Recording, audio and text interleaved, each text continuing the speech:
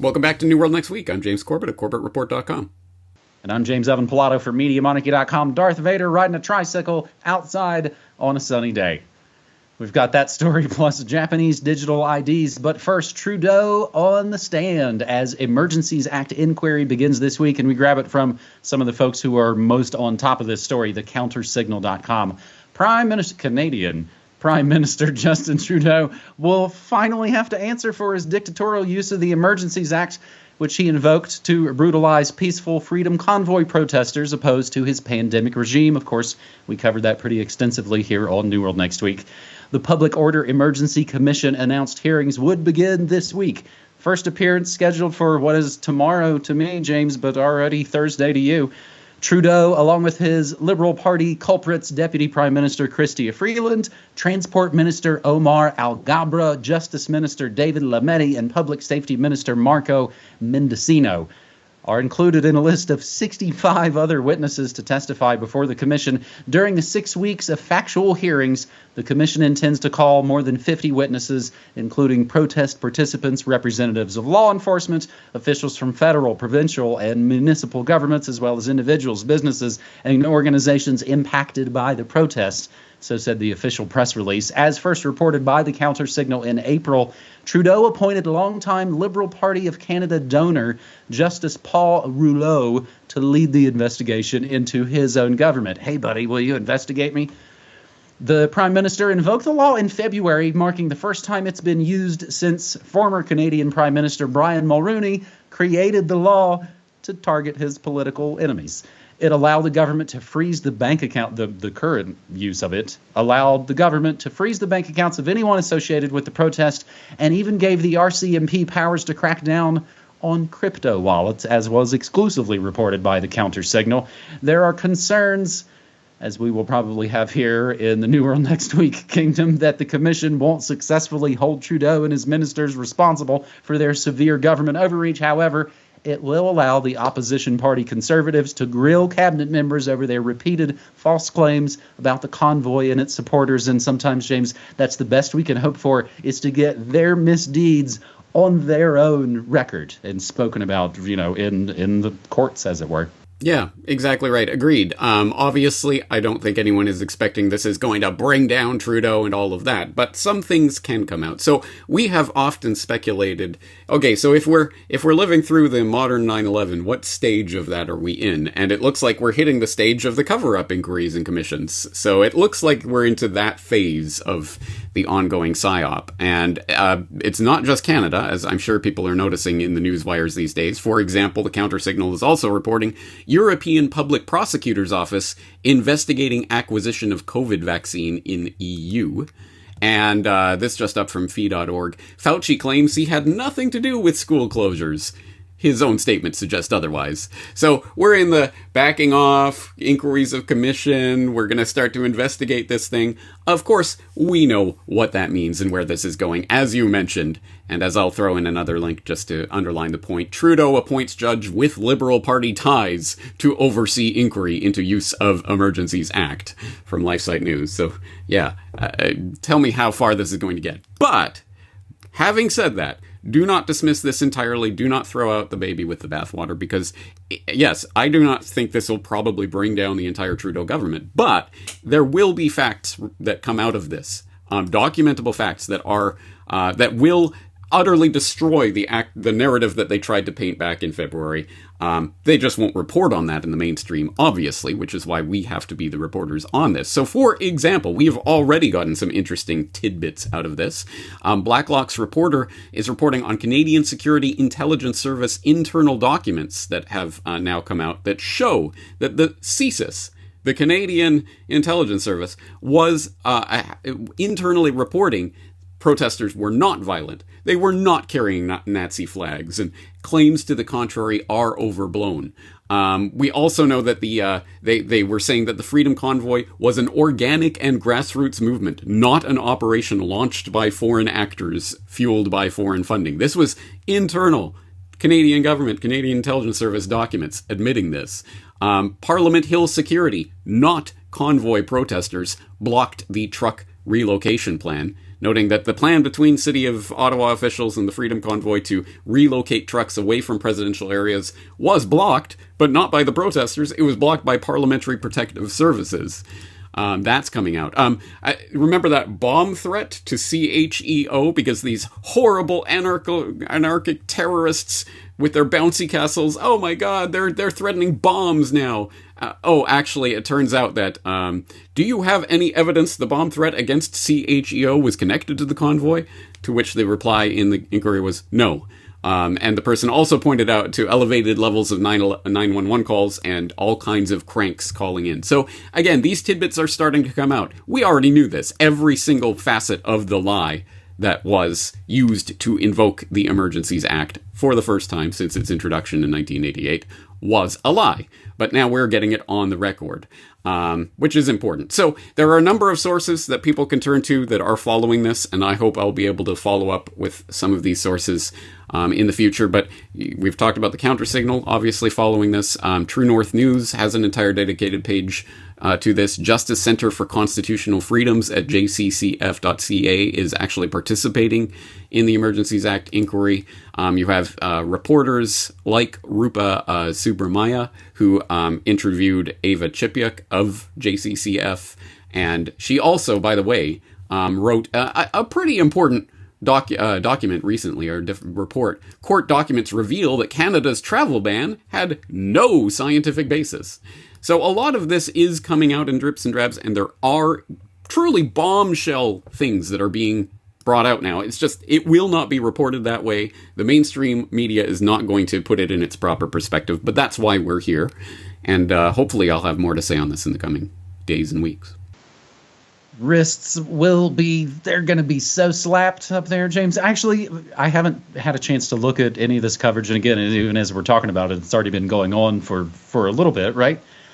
Does this have these, or at least some of them, Canadian officials physically appearing to be questioned in a place? Yes, it is happening in Ottawa, and there's actual people there. Yeah.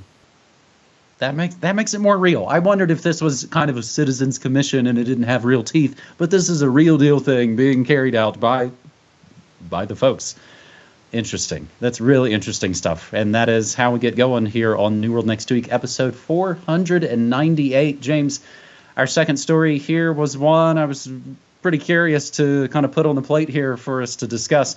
Japan will link health insurance and driver's licenses to a digital ID. The Japanese government has announced plans to integrate health insurance cards into the My Number digital ID infrastructure. The existing health insurance card system will be phased out by the fall of 2024.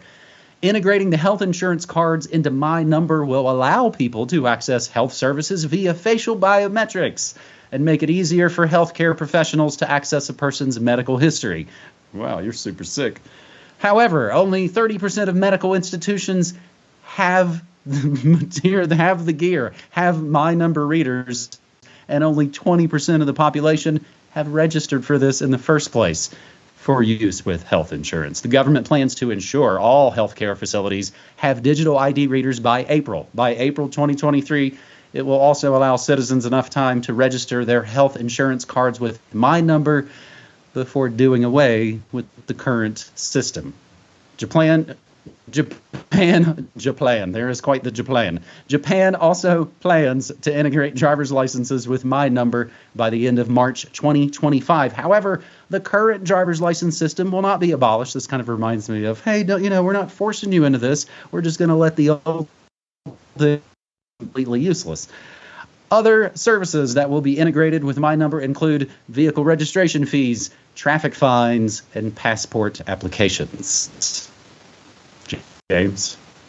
So, I think to put this in perspective, several years ago, there was this big brouhaha about the Japanese pension system, and there was this scandal about the government losing people's records, and, oh my god, what are we going to do? We have all this antiquated old-style system. So what we need to integrate all this data and put it in digital form and bring it all together. So they rolled out this My Number crap, which is essentially, it is the sort of nightmare idea of the digital ID of the future. Every bit of your data, including your health data, including your social insurance stuff, including everything the government has on you, and now the driver's license and everything, being rolled up into this one handy-dandy number that you'll have on your card. Yay. However, obviously, as this report points out, Japanese people are not taking this at face value. A lot of people have not signed up for it. I can attest they have been pushing this for year after year after year now for, 4 or 5 years. Get your My Number card. It's so easy to sign up. You can get it. And still, I think maybe half of the population have ever signed up for My Number. And as you say, only 20% have linked that up to their health insurance. Most people do not want this. I can attest to that in my own personal experience. So it's kind of like, as I've pointed out before, Japan is still largely a cash-based society. Yes, electronic payments exist here, but paying by swiping a card is still not, it was never caught on. Electronic payments on your smartphone will catch on before card payments do here anyway. But, so we saw some reports recently. Japan makes big step towards a cashless society, talking about new digital payments for salaries, with the government essentially rubber stamping a plan to allow companies to pay people's salaries digitally, directly, not going through a bank, but through like payment services, like apps and things. This will be a big step forward for the cashless society in Japan, was the way it was reported. But actually, if you drill down into the details, again, only 30% of companies said they were going to do this. So it's not something that most people want, and they will reject it. So, again, this is the big fight that's going on. There is a Japan, and they are Japanning to put people in the cashless economy, but people are not going along with it willingly. They are going to have to be pushed off of that precipice, and maybe they will be, but at any rate, it is going against what people want. This is nightmare fuel stuff, from my perspective, the integration of all this data into one government number biometric database. So I'll be on the front line of whatever's happening here to report on it as it's happening. On the one hand, I'm kind of reminded of, again, constantly, of 9/11. The old radios that they had on 9/11, that contributed to some of the communications problems that they talked about. This scenario plays out, it seems like, in all kinds of facets of government, which helps them later go, oh, golly gee, we need more money and power, and we'll totally save you next time. On the other hand, this also reminds me of something, again, they announce it maybe a decade, maybe 5 years ago. Real ID here in the States. The Real ID is really finally coming through, and I believe October has had some big dates as far as after such and such date, you will not be able to use your old things. You're going to have to make sure you've got your new digital biometric ready license, driver's license. And I probably talked about it on the show 10, 15 years ago. Oregon was a very early adopter of digital ID so that they were Real ID compliant a decade ago. It's other smaller, poorer states like, New Mexico, West Virginia, that have been really slow to be able to actually say, we're forcing you to do this, because they didn't have the backup for it. They didn't have the people. They didn't have the equipment. I think a lot of that is starting to come around. Maybe it'll be by 2023, 2024. Who knows, James? Our third and final story, I think, is kind of classic New World Next Week. It's that classic what kind of story that hopefully, again, we're not only documenting the past, but hopefully forecasting the future in some ways. From theconversation.com, AI art is everywhere right now, and even the experts don't really know what it'll all mean. An art prize at the Colorado State Fair was awarded last month to a work that, unbeknownst to the judges, was generated by artificial intelligence, AI. Social media have also seen an explosion of weird images generated by AI from text descriptions, such as, of course, the face of a Shiba Inu blended into the side of a loaf of bread on a kitchen bench, digital art. Put it all in dog money. Or perhaps a sea otter in the style of Girl with a Pearl Earring by Vermeer. You might wonder what's going on here. Research into creative collaborations between humans and AI shows that behind the headlines and memes, a fundamental revolution is underway with profound social, artistic, economic, and technological implications. You could say This revolution began way back in June of 2020 when a company called OpenAI achieved a big breakthrough in AI with the creation of GPT-3, a system that can process and generate language in much more complex ways than earlier efforts. You can have conversations about it with any topic. You can ask it to write a research article or a story. You can ask it to summarize text, write a joke, almost any imaginable language task.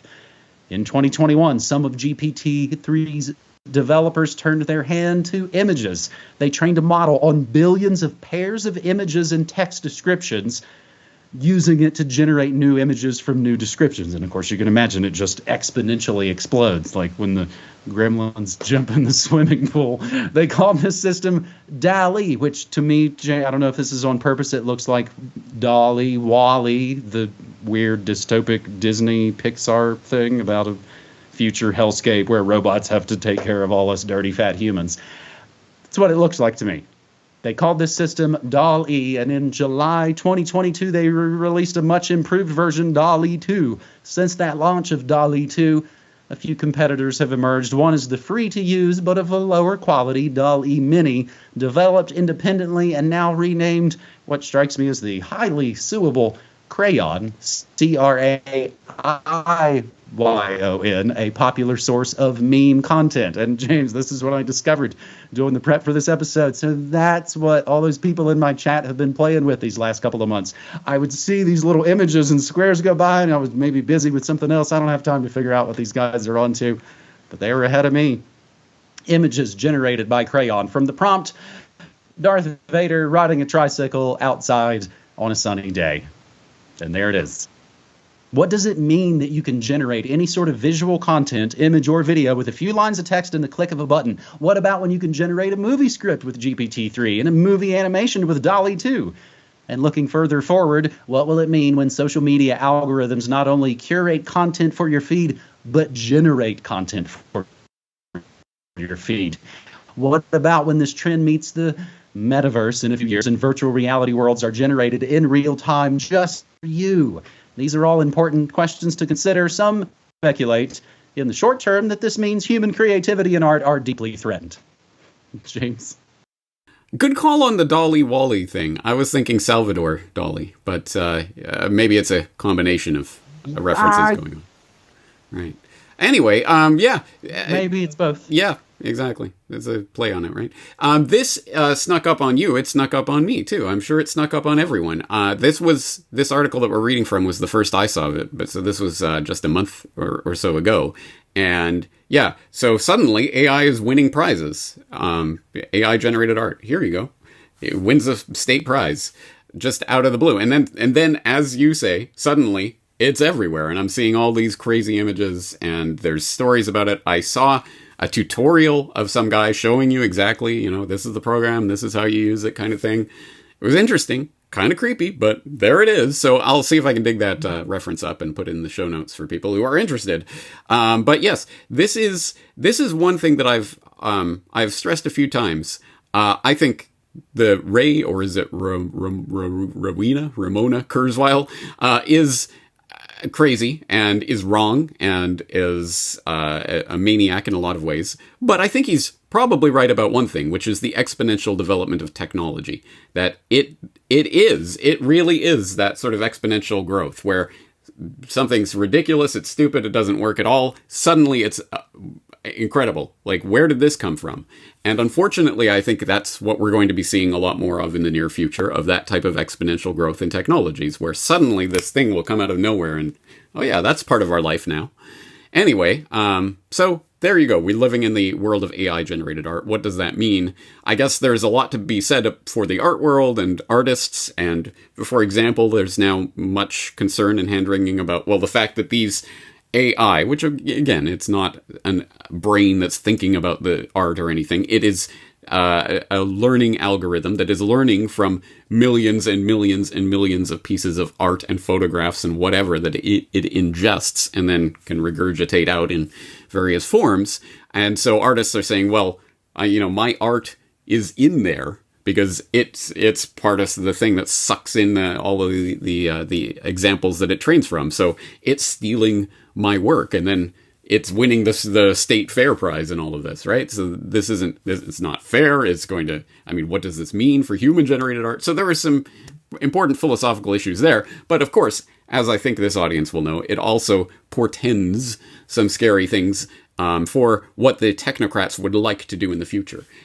If you want the sort of the other side of this, though, it's not all gray cloud. There is some silver lining. I would say that the technocrats are high on their own supply. They're starting to believe their own propaganda. I think they really believe that they are going to be able to create this perfect panopticon system of control run by these AI super galaxy brains, and everything will be controlled down to the nth degree, which is a pipe dream. It is not possible. I do not think that the human spirit can be contained in this digital prison ultimately, and we will win. It will be extremely messy getting there, but we will win in the end. And if you want that perspective on it, I will refer people back to an article that I wrote just a couple of months ago. Technocracy is insane, anti-human, and it will fail. And I do believe that, and you can read through that article to find out why.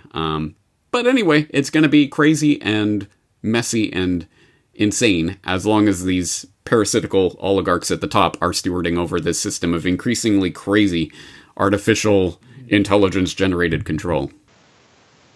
I covered a story just this past week on Morning Monarchy where Meta, Facebook, has basically dialed down their expectations for how many millions and millions of people are going to be in there, and there's not. There's maybe 250,000 at its peak. I don't think people, I don't know, maybe that's the old man talking, but yeah, I don't think people really want it until, I suppose, like we're saying with the way the technology comes out, until it's just in your face, and oh, this is what we do now. James, storage has always been a way that people have talked about, the exponential vertical curve of technology. I am propping this camera up on a Lacy drive that's got, whatever, like 2 terabytes on it, when I used to have a thumb drive that I took back and forth to the radio station in college that could hold like 128 megs on it. I think that's a pretty decent way to think about it, and that's about the same span of time in a way, from when we talk about this sort of virtual reality to where it becomes a part of our life, even to the point where I've got so many, it's like, I can just put a drink on it. Maybe a way to fight back against a bit of this is, of course, something I've always been a big proponent of, and that is physical media, archive USBs, which of course contain digital media. I get the irony of that. Archive USBs are back in stock, and really, ho, ho, ho, you should probably just order one of everything from newworldnextweek.com and make your holiday shopping matter and be done with it. James, that is New World Next Week, episode 498. We are getting up there in numbers now into our 13th year, buddy. Yeah, almost there. Or no, we're through the 13th anniversary. We're almost at number 500. Maybe we'll have to do something special about that. Well, we'll talk about that next week. But in the meantime, thank you for bringing that up. Yeah, I always forget until December to say, oh, yeah, it's Christmas time. You should probably buy some Christmas DVDs for your friends and family. But it's too late. It won't get there in time. So, yes, order them now, and you'll probably have them by Christmas, right? Okay, so that's the way to do it. Anyway, thank you for bringing these stories, James. I'm looking forward to talking to you again for episode 499 of New World Next Week. All right, buddy. As always, thank you so much. Take care. Yep.